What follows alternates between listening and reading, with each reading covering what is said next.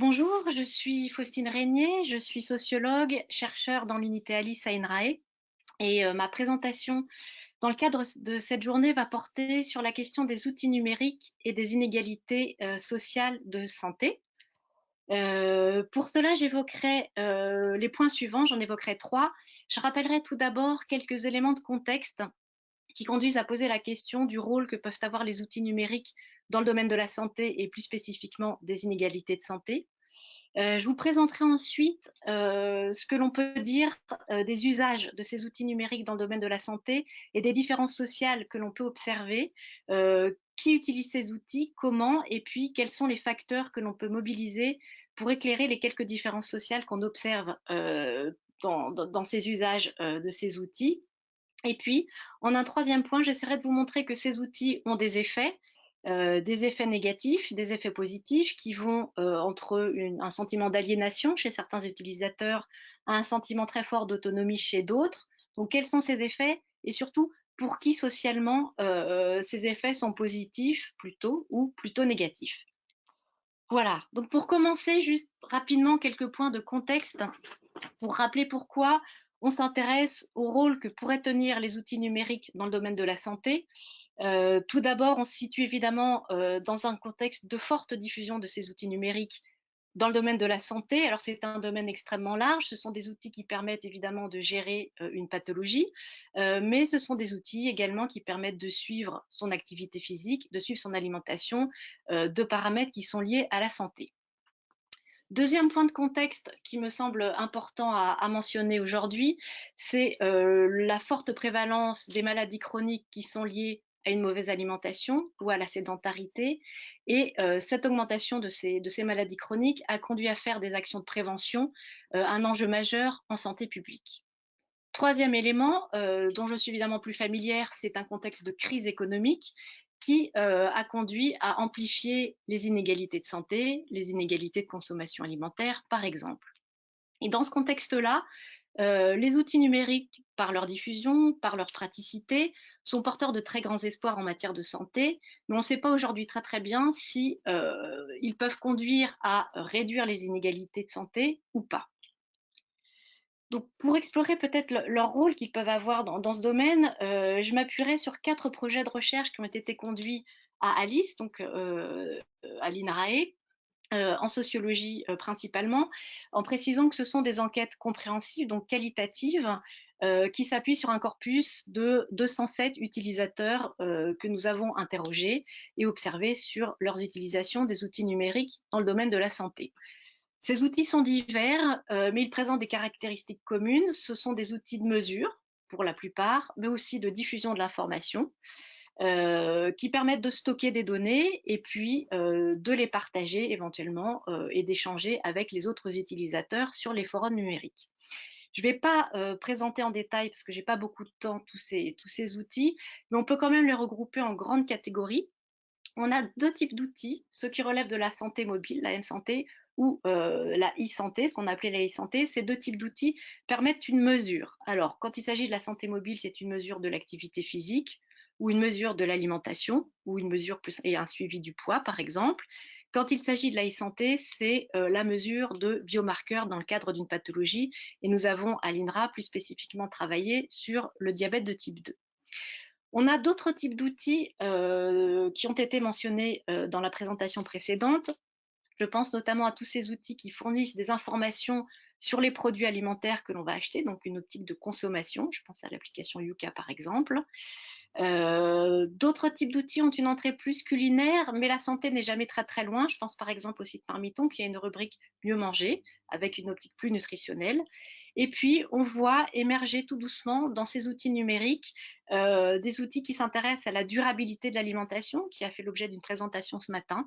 Voilà, donc ce sont ces outils-là sur lesquels nous avons travaillé. Alors, j'en viens maintenant à mon deuxième point. Qu'est-ce que l'on observe sur le terrain des usages? Le premier point qui me paraît extrêmement important à souligner, c'est que les usages diffèrent d'un point de vue social et qu'on a un très fort clivage entre des utilisateurs qui sont engagés, qui sont très actifs dans ces outils, et on va le voir, des utilisateurs qui sont plus réticents. Qui sont les utilisateurs les plus actifs et les plus engagés dans toutes les communautés numériques qui sont liées à ces outils? Ce sont tout d'abord des individus qui appartiennent aux catégories aisées, c'est pas très étonnant, qui ont des usages fréquents de ces outils, des usages faciles, des usages actifs. Alors ce que j'entends par usage actif, c'est que ce sont des individus qui vont collecter des données, qui vont les regarder, qui vont les comparer entre elles ou qui vont les comparer d'un jour à l'autre et que ça va avoir un effet sur leur comportement. Ils utilisent ces outils dans une optique de prévention. Alors prévention, ça peut être prévention du surpoids, prévention d'une sédentarité qui serait croissante liée à l'avancée en âge, par exemple, prévention dans le cas d'une pathologie, prévention de la détérioration de l'état de santé. Donc voilà, une optique préventive. Et pour ces individus-là, on voit bien comment ces outils numériques, ce sont des outils de plus d'un suivi déjà étroit des comportements de santé. D'autres types d'utilisateurs sont actifs et très engagés. Ce sont des individus qui appartiennent aux catégories sociales intermédiaires de la société française, qui sont très intéressants parce qu'ils ils se sont investis de façon intense dans ces nouvelles technologies et que dans le domaine de la santé, ces outils les servent à rechercher de l'information, à échanger de l'information. Et ce qui est important pour eux, c'est que c'est entre pairs. Donc en dehors du monde médical, par exemple, dont ils ont l'impression très souvent qu'il vient les dominer. Et donc, ils ont fait de ces outils des outils qui leur sont tout à fait spécifiques pour manger mieux. Inversement, de l'autre côté, on a des individus qui appartiennent aux catégories modestes, au milieu populaire, si vous voulez, qui sont beaucoup plus réticentes à l'usage de ces outils numériques, en particulier dans le domaine de la santé, qui sont plus ouverts quand il s'agit d'une optique culinaire ou pour tous ces outils qui les aident à consommer. Je pensais à Yuka tout à l'heure. Voilà, ces outils-là sont plus acceptés.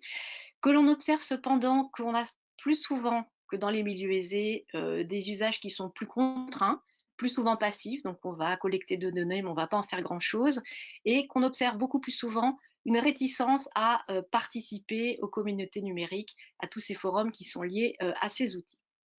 Je voudrais préciser quand même que si je parle de catégorie modeste, on a quand même affaire à un groupe très hétérogène, qu'on a d'un côté des individus qui sont certes dans des milieux où les contraintes financières sont fortes, mais qui sont bien intégrés socialement, une fraction stable, donc des catégories modestes, qui vont plus adhérer aux outils numériques s'il s'agit de cuisine, s'il s'agit du domaine de l'achat ou de la consommation, et qui, à travers ces outils, vont acquérir des savoirs et des savoir-faire. Qu'inversement, on a la fraction la moins bien intégrée de ces catégories modestes où les usages du numérique, j'y reviendrai, sont extrêmement rares. Quelques facteurs qui permettent d'éclairer, alors sans les expliquer complètement, mais d'éclairer ces différences sociales. On va le voir, il y a des facteurs qui sont spécifiques aux nouvelles technologies, d'autres qui vont rejoindre des facteurs qui sont plus généraux, qui sont liés aux pratiques de santé, par exemple, qui sont liés aux représentations de la santé et qui ont été identifiés plus largement par ailleurs.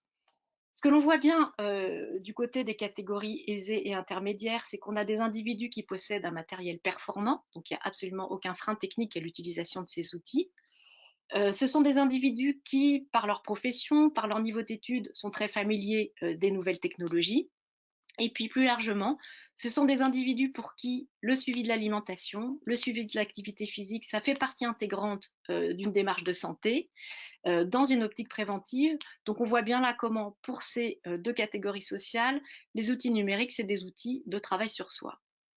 Inversement, du côté des milieux modestes, on a une utilisation qui est plus souvent limitée du fait d'un matériel peu performant, donc qui va entraîner toute une série de freins techniques. Donc là, il y a une dimension technique qui est très importante dans le domaine du numérique. Deuxième facteur, on a un manque de familiarité à Internet, aux nouvelles technologies. Parfois, on a des difficultés qui sont liées à la maîtrise de l'écrit, voire de la langue française.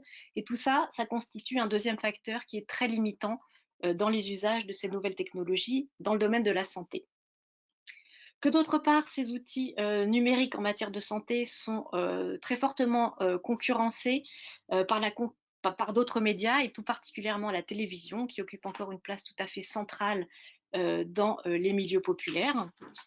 Et puis, dernier type de facteurs que l'on peut mobiliser pour éclairer ces différences sociales, on voit bien comment la diffusion de ces outils dans le domaine de la santé vient se heurter dans les milieux populaires à d'autres priorités que la santé, dans le domaine de l'alimentation par exemple. On a montré par ailleurs, et on le retrouve dans ces terrains sur le numérique, que la priorité, ça reste l'abondance, ça reste le choix, et que si on a recours à ces outils, c'est pas en prévention, mais c'est plutôt pour venir essayer de traiter un problème de poids, par exemple. On a bien d'autres facteurs qui sont liés, qui permettent d'éclairer ces moindres utilisations des outils numériques. Je n'ai pas du tout le temps de les lister. Je voudrais juste insister sur un facteur qui me paraît important, c'est la question des femmes. On sait que les femmes sont plus sensibles à la dimension de santé de l'alimentation, mais que pour autant, pour ce qui relève du numérique, on a un certain nombre de verrous à lever, et on voit bien comment les différences sociales viennent accroître les différences entre sexes quand il s'agit de numérique. On sait que les femmes sont moins utilisatrices d'Internet à domicile que ne le sont les hommes. Ce que l'on a constaté également sur le terrain, c'est que les femmes se sentent plus souvent incompétentes à utiliser ces outils. Or, le sentiment d'être compétente, ça joue très fortement dans l'adhésion aux outils numériques. Et on a observé également chez les femmes, très spécifiquement, un sentiment d'illégitimité qu'elles auraient à utiliser des outils qu'elles perçoivent comme n'étant pas de leur milieu. Donc là, elles vont combiner en milieu populaire, les femmes, de moindres utilisations des outils et un fort isolement social qui ne va pas du tout les inciter à utiliser ces outils dans le domaine de la santé. Malgré tout, on a identifié quelques leviers sur lesquels on peut s'appuyer en milieu populaire, qui vont inciter des individus en milieu populaire à utiliser ces outils malgré tout. Je ne vais pas les lister tous, j'insisterai sur les plus importants. Le plus important, ça reste, ça a été identifié par ailleurs, l'intégration sociale. Si des individus en milieu modeste sont bien intégrés, et notamment si les femmes sont bien intégrées, elles sont incitées à utiliser ces outils dans le domaine de l'alimentation et dans le domaine de la santé. Pourquoi? Parce que ce sont des femmes, quand elles sont bien intégrées, qui ont déjà une sociabilité très intense dans la vie réelle et qui donc vont facilement accéder à une sociabilité virtuelle. Si les femmes sont peu intégrées, si elles ont peu une sociabilité réelle qui peut développer, c'est pas le numérique qui va leur offrir ce qu'elles vont chercher en termes de contacts sociaux. Et puis d'autre part, quand on est bien intégré socialement, ça permet aux intermédiaires qui sont là de leur montrer ce que c'est qu'un outil numérique et de voir comment elles peuvent l'utiliser dans le domaine de la santé. Un autre élément qui nous a paru intéressant sur le terrain, c'est que quand on a des usages collectifs de ces outils en milieu populaire, ça permet de lever beaucoup de réticences qu'on a à utiliser le numérique. Voilà, et j'en viens maintenant à mon troisième point, c'est les effets de l'utilisation de ces outils dans le domaine de la santé. Tout d'abord, on a une série de ce qu'on pourrait appeler des effets négatifs qui sont très précisément énoncés par les utilisateurs. On a tout d'abord une série d'effets négatifs ou d'inconvénients qui sont liés aux craintes du traçage par ces outils et aux craintes d'être exposé sur Internet si on se met à publier, si on se met à intervenir. Ça, ce sont des inconvénients qui sont mentionnés par tous les individus, mais plus fortement en milieu modeste et plus fortement, plus nettement chez les femmes. Un deuxième type d'effet négatif relève du fait que l'utilisation de ces outils peut conduire à une augmentation de l'inquiétude et à une augmentation de la culpabilité que les individus peuvent ressentir, par exemple dans le cadre d'une pathologie. L'utilisation de l'outil vient montrer qu'on n'a pas assez bougé, qu'on n'a pas assez marché, qu'on n'a pas bien mangé. Ça augmente l'inquiétude, ça augmente la culpabilité chez certains. Là encore, ce sentiment de culpabilité, il traverse toutes les catégories sociales, mais il est moins vivement exprimé par les individus qui ont toutes les capacités à s'en défendre, en particulier en milieu aisé. Les individus disent facilement que voilà, ils sont peut-être en surpoids, ils ont du diabète de type 2, mais ils mangent bien, ils bougent assez, donc finalement ils font pas si mal et la culpabilisation est moindre. On voit aussi comment certains utilisateurs expriment le sentiment que l'autocontrôle permanent lié à l'utilisation de ces outils, de leur alimentation, de leur activité physique, ça risque de les conduire à pathologiser leur conduite. Et certains expriment le sentiment d'une perte de liberté du fait d'un autocontrôle permanent. Et ils l'expriment dans les termes de la dépendance et de l'addiction.